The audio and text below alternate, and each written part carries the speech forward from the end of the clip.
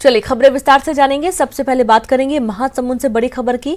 Police party पर पथराव किया गया। आक्रोशित ग्रामीणों ने जमकर पथराव किया। पुलिस की 3 गाड़ियों को ग्रामीणों ने तोड़ दिया। 112 पेट्रोलिंग वाहन और टीआई कोमा खान के वाहन को ग्रामीणों ने निशाना बनाया। कोमा खान के नर्रा में अवैध शराब बिक्री पर यह विवाद हुआ था। 2 पक्षों में विवाद हुआ। विवाद के बाद सूचना पर पहुंची थी पुलिस। अवैध शराब बेचने वालों को गिरफ्तार नहीं करने को लेकर ग्रामीणों का गुस्सा फूट पड़ा और इस दौरान ग्रामीणों ने हमला कर दिया। पुलिस पार्टी पर हमले के बाद दूसरे थानों से पुलिस बल बुलाया गया। एएसपी सहित आला अधिकारी भी मौके के लिए रवाना। गांव में भारी पुलिस बल तैनात किया गया है। तनावपूर्ण माहौल। कोमा खान थाना क्षेत्र के नर्रा गांव की यह पूरी घटना सामने आई है, जहां पर अवैध शराब की बिक्री का ग्रामीण विरोध कर रहे थे। 2 पक्षों में विवाद हुआ। जब पुलिस मौके पर पहुंची जांच करने तो उसने जो अवैध शराब बेच रहे थे उनके खिलाफ कोई कार्रवाई नहीं की। ग्रामीण भड़क गए। उन्होंने पथराव शुरू कर दिया और पुलिस की कई गाड़ियों को क्षतिग्रस्त कर दिया गया और दूसरे थानों से इस दौरान पुलिस को बुलाना पड़ा। पूरी रात हंगामा चलता रहा। पूरा इलाका छावनी में तब्दील करना पड़ा। और ज्यादा जानकारी के साथ संवाददाता मनोहर जुड़ गए हैं। मनोहर, पूरा मामला विस्तार से और अभी क्या माहौल बना हुआ है? देखिए रेनू, ये कोमा खान थाना क्षेत्र के ग्राम नर्रा की ये पूरी घटना है, जहां पर अवैध शराब को लेकर यह पूरा मसला है जो वो पैदा हुआ है। वहां पर जो नर्रा गांव में ओंकार ठाकुर नामक एक व्यक्ति था जो कि अवैध शराब का धंधा करता था। लगातार इसकी शिकायत मिल रही थी। ये जो है उड़ीसा से आया हुआ व्यक्ति था जो कि नर्रा गांव में पिछले कुछ महीनों से बसा हुआ था, लेकिन ये अवैध काम करता था, अवैध शराब का काम करता था, जिससे गांव का माहौल खराब हो रहा था। इस बात की शिकायत जो है गांव के युवकों ने कोमा खान थाना क्षेत्र के पुलिस से की थी, लेकिन उसके ऊपर कोई कार्रवाई नहीं हो पाई थी और यही कारण है कि वहां पर अवैध शराब का जो धंधा था वो पनप रहा था। इसी बात को लेकर गांव के जो कुछ युवक हैं जो कि अवैध शराब बंद करने के खिलाफ थे, उनके द्वारा जब कल जो है ओंकार ठाकुर के घर में जाकर ये बोला गया कि आप अवैध शराब का धंधा बंद कीजिए, तो वो जो है उन युवकों के साथ लड़ाई करने लगा, मारपीट पर उतारू हो गए। इसे लेकर गांव के युवकों और जो ओंकार ठाकुर है उनके बीच काफी गहमागहमी हुई। इस बात की शिकायत ग्रामीणों ने कोमा खान पुलिस को दी, तो कोमा खान पुलिस ने सबसे पहले डायल 112 को भेजा, जिसे गांव के युवकों ने, गांव के ग्रामीणों ने जो है गांव में घुसने नहीं दिया और उन्हें दौड़ाया पथराव करने के बाद। उसके बाद फिर जो कोमा खान थाना क्षेत्र के पुलिस पेट्रोलिंग पार्टी है वो वहां पर जाती है, लेकिन वहां पर ग्रामीण उग्र हो चुके होते हैं, वो भी उनके कोप का शिकार होता है। इसके बाद कोमा खान टीआई और कोमा खान के जो बल होते हैं वो भी जाते हैं।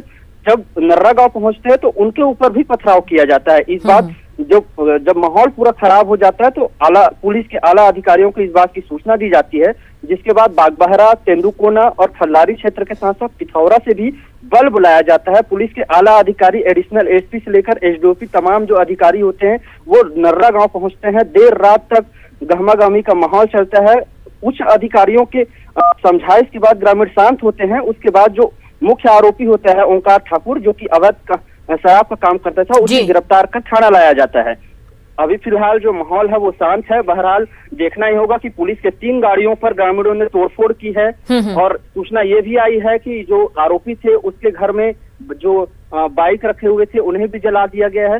पुलिस इस बात पर जो अवैध शराब बेच रही है उस पर शिकायत, उसको गिरफ्तार कर कार्रवाई तो कर रही है, लेकिन ग्रामीणों के इस जो करतूत है, ये जो पुलिस पार्टी पर जो गाड़ियों पर जो तोड़फोड़ की गई है उस पर भी कार्रवाई की बात कर रही है। चलिए, बहुत शुक्रिया आपका मनोहर तमाम जानकारी के लिए। तो अवैध शराब तस्करों पर तो कार्रवाई हो ही रही है, उन्हें गिरफ्तार कर लिया गया है, लेकिन जो ग्रामीण है उनके ऊपर भी कुछ धाराएं लगाई जाएंगी क्योंकि पुलिस पार्टी के ऊपर हमला किया गया है ग्रामीणों ने और पुलिस की गाड़ियों की भी तोड़फोड़ की है। इसके चलते ग्रामीणों के खिलाफ भी पहचान करके मामला दर्ज किया जाना है।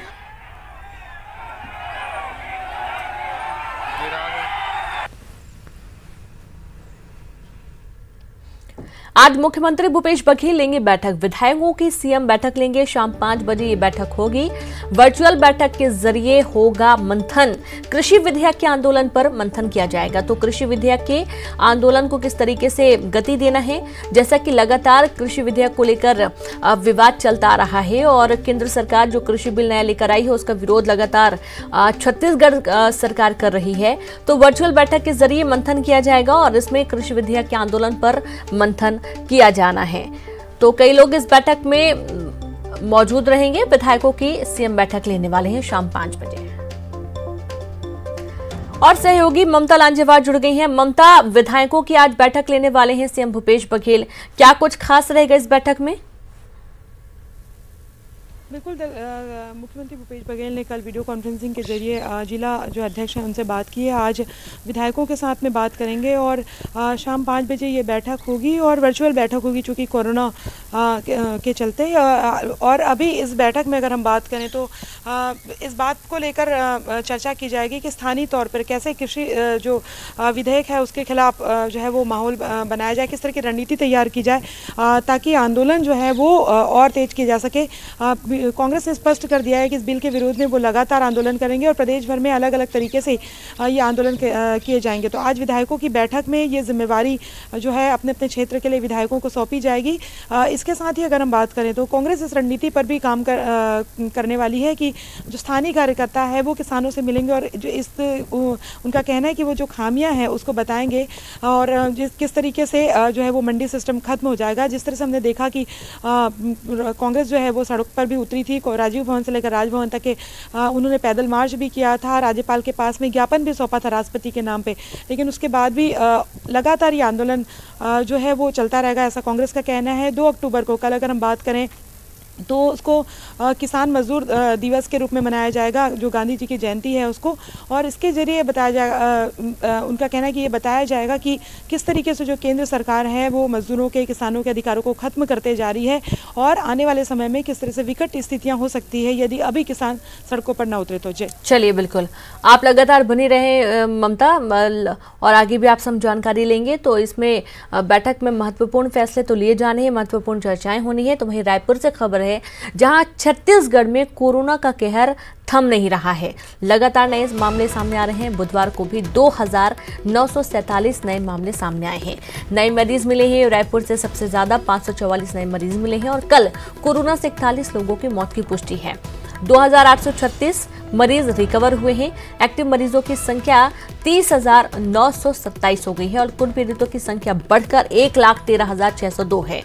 957 लोगों की जान जा चुकी है। अब तक 81,718 मरीज रिकवर होकर अपने घर भी जा चुके हैं। तो इस तरीके से कोरोना के जो मामले हैं वो तेजी से बढ़ रहे हैं।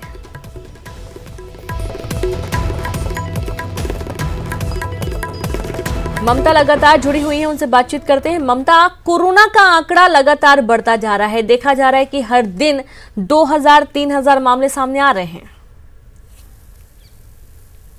बिल्कुल, देखिए अगर हम बात करें तो कहीं ना कहीं संक्रमण लगातार बढ़ता जा रहा है और जो उम्मीद की जा रही थी कि सितंबर के आखिर में जो है वो एक तरह से कहें कि ये संभावना व्यक्त की जा रही थी कि मामले जो है वो कम होंगे, लेकिन जिस तरह से हम देख रहे हैं कि रोज़ ही जो है वो मामले सामने आ रहे हैं और मौतों का जो आंकड़ा है वो भी लगातार बढ़ रहा है। तो कहीं ना कहीं ये स्थिति गंभीर तो है ही।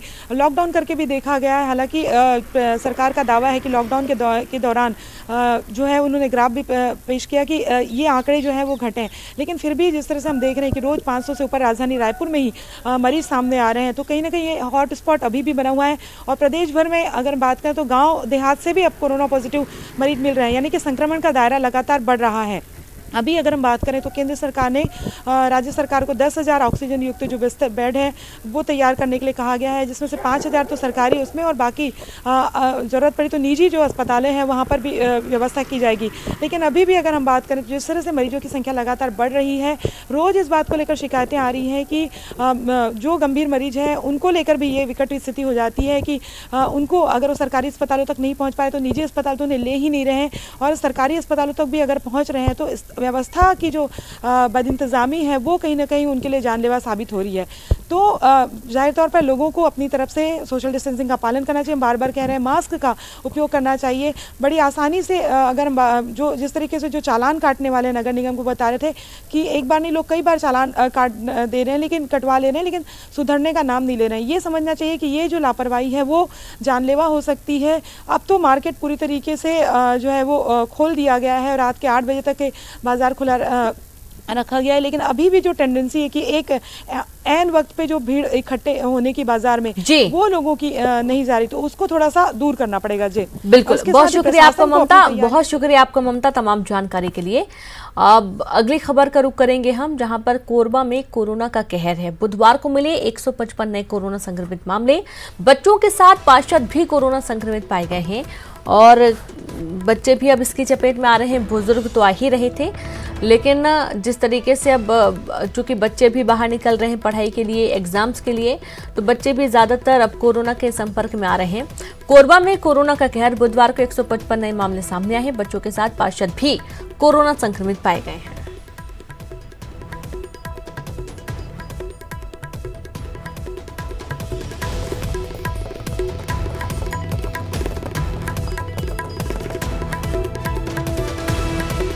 तो पूरे प्रदेश में कोरोना के आंकड़े तेजी से बढ़े हैं और कोरबा में भी 155 नए मामले सामने आए हैं।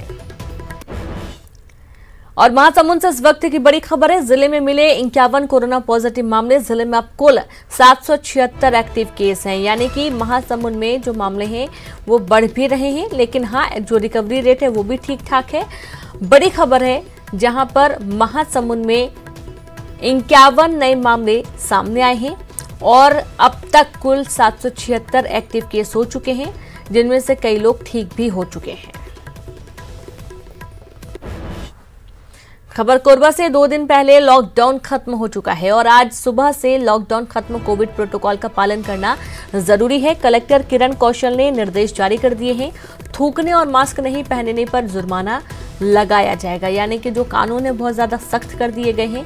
यदि आप सार्वजनिक जगह पर हैं, यदि आप थूकते हैं या फिर आप मास्क नहीं लगाते हैं, कोरोना गाइडलाइंस का पालन नहीं करते हैं, तो इस पर आपको जुर्माना भी भरना पड़ सकता है। दुर्ग, महासमुंद, धमतरी आज से होगा अनलॉक। सभी दुकानें रात 8 बजे तक खुली रहेंगी। होम डिलीवरी रात 10 बजे तक होगी। परिवहन सेवाओं को भी बहाल किया गया। कलेक्टर का आदेश सुबह 5 बजे से प्रभावी। धार्मिक स्थल नियम के मुताबिक खुलेंगे। धमतरी जिले में आज से रहेगा लॉकडाउन। सभी के लिए मास्क पहनना अनिवार्य होगा। मास्क नहीं पहनने वालों पर कार्रवाई होगी। संक्रमित परिवार के व्यापारी नहीं खोलेंगे दुकान। प्रशासन ने जारी किया अनलॉक का निर्देश।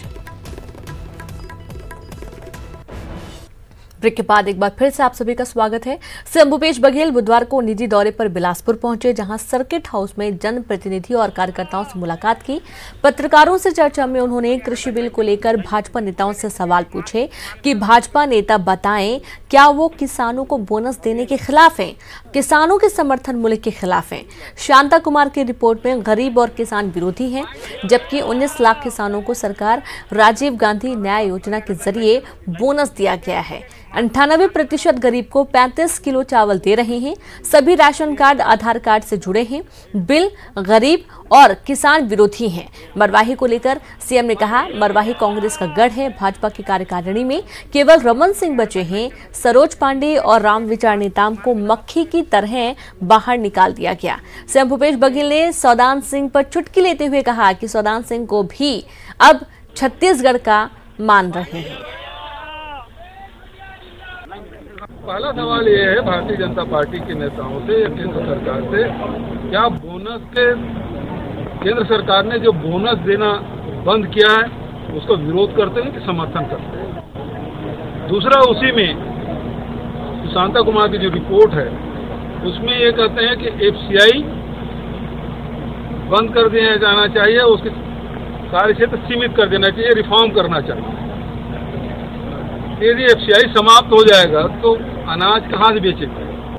तीसरा, उसमें ये कहते हैं कि केवल 6% लोग किसानों को एमएसपी का लाभ मिलता है।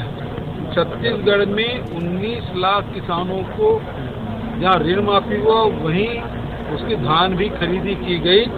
इसका मतलब ये है कि हमारे छत्तीसगढ़ में जितने किसान हैं उसके 80 से 85% लोगों को एमएसपी का लाभ मिला है।